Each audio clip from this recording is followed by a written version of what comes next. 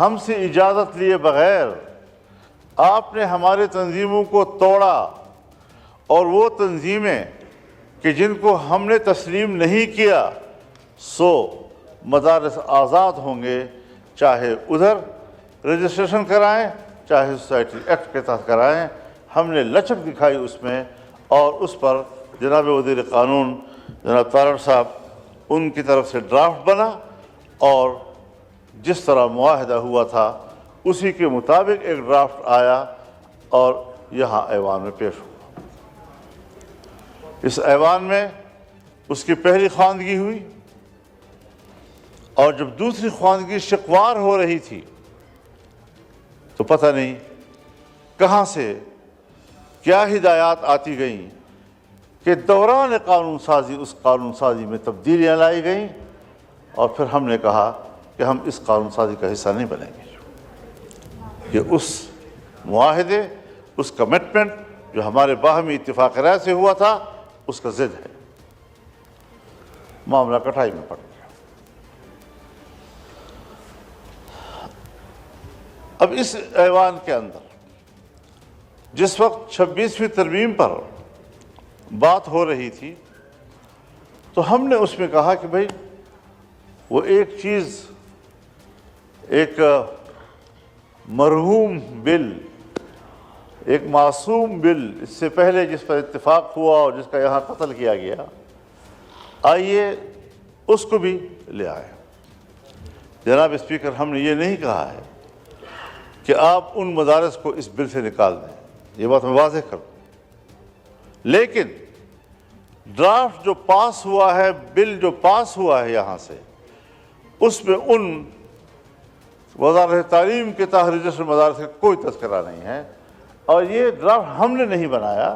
یہ حکومت کی طرف سے آیا۔ سو ہم نے اس کو بھی قبول کیا تھا، اس پر بھی چونکہ ہمارا کوئی اعتراض تو نہیں تھا،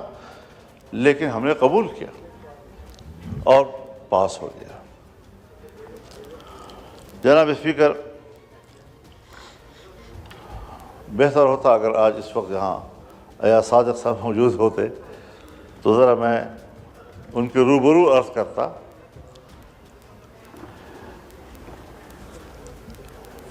یہاں 20 اکتوبر اور 21 اکتوبر یعنی 12 بجے کے بعد رات کے صبح تک یہ قانون قومی اسمبلی سے بھی پاس ہو گیا، سینٹ سے پہلے پاس ہو چکا تھا۔ سینٹ میں جب پاس ہو رہا تھا تو تاریخ 20 اکتوبر کی تھی،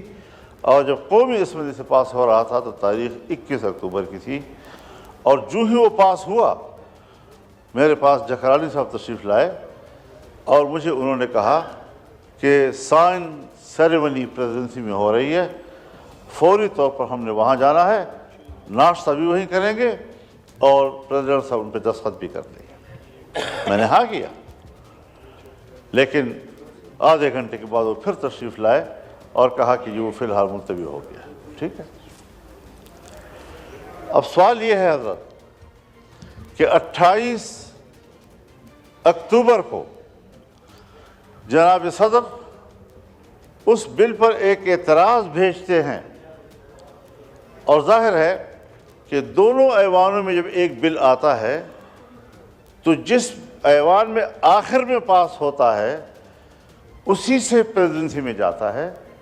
اور وہاں سے کوئی آبجیکشن ہوتا ہے تو وہاں سے بھی اسپیکر قومی اسمبلی کے پاس پھر آیا، کیونکہ یہاں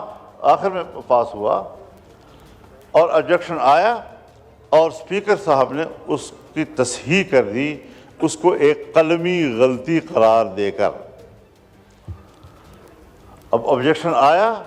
اسپیکر صاحب نے باقاعدہ آئین کا حوالہ دیا، آرٹیکل 75 کا، اس آئینی حوالے کے ساتھ انہوں نے ان کے پاس جواب بھیجا، اور یہ 28 اکتوبر تھی۔ اس کا معنی یہ ہے کہ جناب صدر کو یہ بل موصول ہو چکا تھا، یہ علامت تھی اس بات کی کہ وہ موصول ہو چکا ہے۔ اسپیکر صاحب کی طرف سے جواب چلا گیا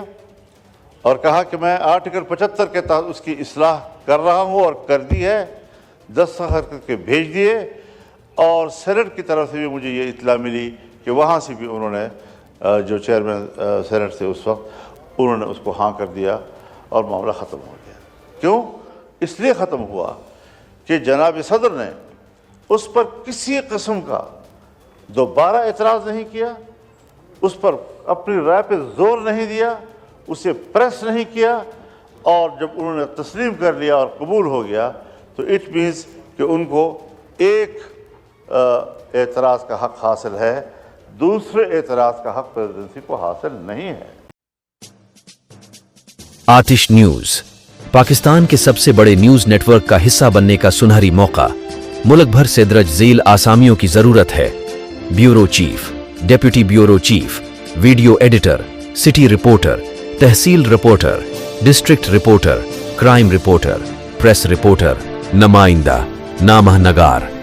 چیف ایگزیکٹو سید جمشید بخاری۔ مزید معلومات کے لیے ان نمبرز پر رابطہ کریں۔